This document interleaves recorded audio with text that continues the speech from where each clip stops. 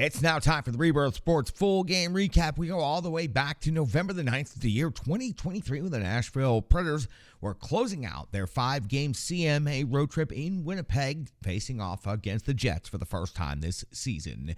Andrew Burnett deployed his lines in the following way: Forsberg, O'Reilly, and Nyquist, Sherwood, Novak, and Evangelista, Trennan, Sissons, and Smith, Foodie, McCarron, and Tomasino back in the lineup. Yossi and Fabro are your first defensive pairing. Luzon and Carrier, McDonough still out of the lineup day to day. Del Gaizo and Barry your third defensive pairing, and UC Saros gets the start in net. We are 123 into the first period, and it's Brossoit coming up with a save on Carrier, first shot on goal of the game at 2:28. The first period, Saros coming up with a save on Appleton, his first save of the game at 3:39 of the first period. Brossoit comes with a save on Del Gaizo at 4:04 of the first period. Appleton breaks the scoring, his fourth of the season, gives Winnipeg a 1-0 lead. The puck hit the traffic at the top of the crease and finds its way into the net. Appleton, his fourth of the season. 5:50 of the first period, UC Saros comes with a save on Barron at 6:43 of the first period. Philip Forsberg's third goal of the season ties this game up at 1 apiece. A 6-0 drag to the middle and then a 5-hole finish. It was an outstanding high-skilled goal for Philip Forsberg, his third of the year. At 9:01 of the first period, Brossoit comes with a save on Tommy Novak. At 10:02 of the first period, it's Luzon and Lowry off to the box. 5 minutes for fighting. Not much of a fight there, but interesting to see Luzon go down to a knee and then be able to get back up. Lowry, the same thing. Kind of an interesting gentlemanly portion to the fisticuffs.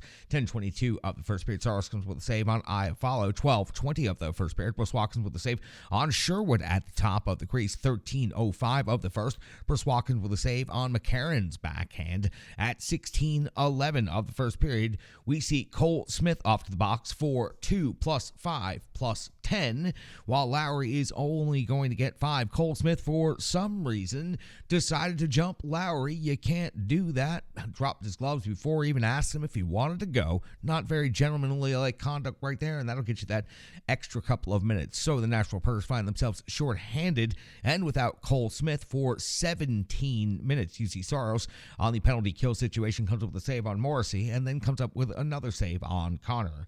At 18:01 of the first period, Saros comes with a save on Ehlers. 19-minute mark even. Saros comes with a save on Kupari. At 19:57, Saros more work, a save on Scheifele. At the end of the first period, the Winnipeg Jets are out shooting the Nashville Predators 14-7 thanks to that surge in the final minutes of the period. Starts second period, 1:05 in, and it's Connor putting Winnipeg up by a goal, 2-1 with his 9th of the season. It was a one-time scooper from the slot. He was wide open and had plenty of time to pick his spot, and did he ever. 2-1 Winnipeg Jets, but 3:48 changed the score again to 3-1. Now it's Connor again now with his 10th goal of the season. He carried the puck through the zone with incredible confidence and patience and then finished with the backhand after UC Saros was down and out of the play. A highlight reel goal for Connor. Again, you have to give him all the stick taps for the patience that he carried through the zone and just the confidence that he exuded while doing it. 3-1 now on Connor's 10th of the season. At 4:51 of the second period, Saros comes with a save on Perfetti. 5:40 of the second, Saros comes with a save on Pionk, followed up by Scheifele in his rebound opportunity. 7:45 of the second, Brossoit comes up with a save on Luke Evangelista. It's the first shot on goal of the period for the Nashville Predators. That's not very good right there. 8:37 of the second period. Still, guys, I was off to the box. 2 minutes, puck over the glass. He was under intense pressure trying to get the chip off the high glass, and he chipped it right into the crowd. Nyquist would join him in the box. 2 minutes for interference, creating a 5-on-3 scenario for 30 seconds. That's when Perfetti would get a rebound, put back his third goal of the season, would make it 4-1 in favor of the Winnipeg Jets. At 4:45 of the second period, it's Winnipeg picking up a bench minor.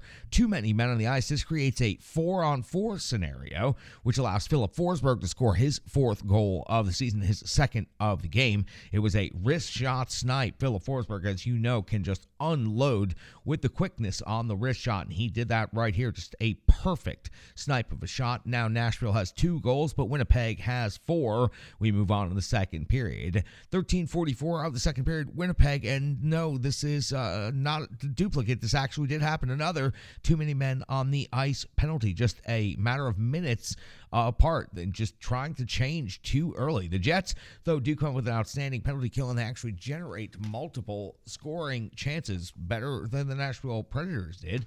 At 16:22 of the second period, it's Saros coming up with a save on Iafallo. At 16:41, Connor hits the post and rings the iron. 17:44 of the second period, Brossoit comes up with a save on Romagnosi with the kick out of the leg pad. 18:44 of the second, Brossoit comes up with a save on Sherwood. 18:53, Brossoit comes up with one more save, this time on O'Reilly. We hit the end of the second period, and Winnipeg is out shooting Nashville 28-15. We go to the clean sheet in the third period, and it's 2:50 into the period when UC Saros comes up with a save on Iafallo, plus the follow-up by Scheifele. Winnipeg already buzzing again in the third period.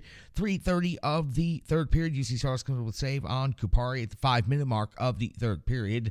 Brossoit comes up with a save on Foudy at 5:43. Brossoit comes up with another save on Nyquist at 6:43 of the third period. It's Ehlers off to the box, 2 minutes for holding the stick. Now, the Nashville Predators power play again for another opportunity, unable to generate any scoring chances, and the best scoring chances would come from the Winnipeg Jets. Matter of fact, a bit of a mad scramble in the situation. At 9:09 of the third period, it's Dillon off to the box, 2 minutes for slashing. So the Nashville Predators back on the power play again. Brossoit would come up with a save on O'Reilly. Then as O'Reilly's chasing the rebound down, he goes ahead and picks up a penalty, 2 minutes for interference. This ends up creating a 4-on-4 scenario for 1 minute and 3 seconds. Nothing else would happen during that special teams exchange, so we go back to 5-on-5 hockey. And at 11:34 of the third period, that's where we find UC Saros coming up with a save on Pionk at 12:51 of the third period. Dillon picks up his third goal of the season.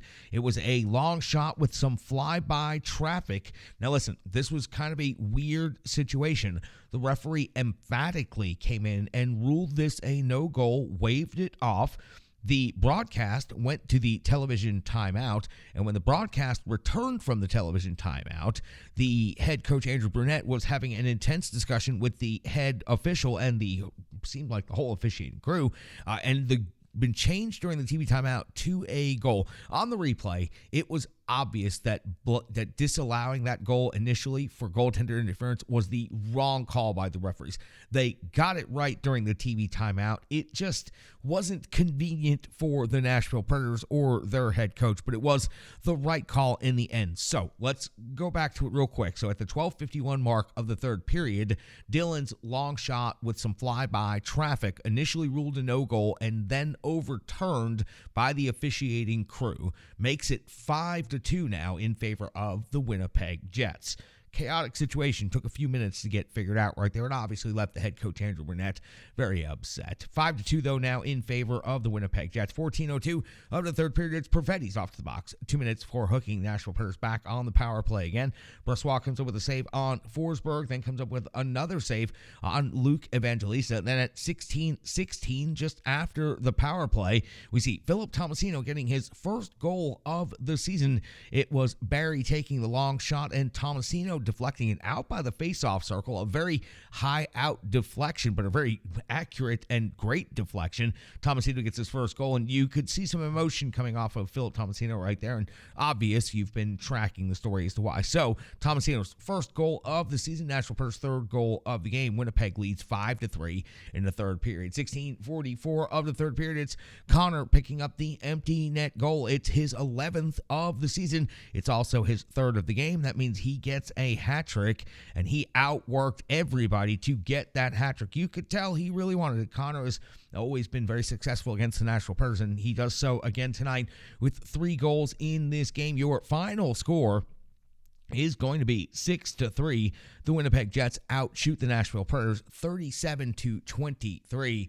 And for the Nashville Predators, the CMA road trip comes to its conclusion with a record of 1-4. And unfortunately, this game in Winnipeg was not a very, very good one to remember, closing out the road trip with these last 2 games, it's been rather rough. We have an awful lot to talk about. We have the box score, we have analysis, we have so much more coming up on the rest of this episode of the Renegades of Puck podcast. So let's take a quick break. You gave us 10 minutes and we gave you the entire game. It's called the Rebirth Sports Full Game Recap, and it's right here on the Renegades of Puck podcast.